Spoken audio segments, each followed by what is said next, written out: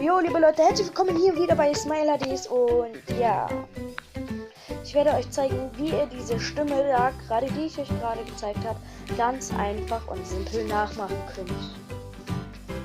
Ganz einfach, ihr braucht einen quietschigen Ball, eine Schere oder ein Messer und das war's.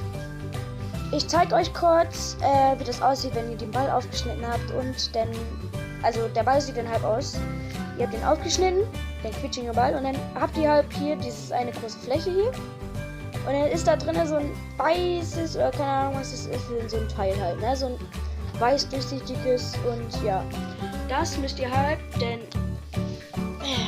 irgendwie rauskriegen, aber am besten ist es, wenn ihr es rausdrückt, weil ihr es dann am simpelsten rauskriegt. Und ja, dann habt ihr halt so ein Teil. Das müsst ihr halt, so in den Mund stecken.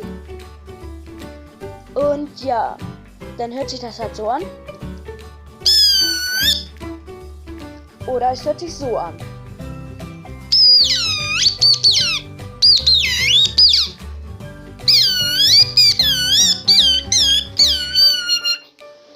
Und ja, beide gleichzeitig. Puh.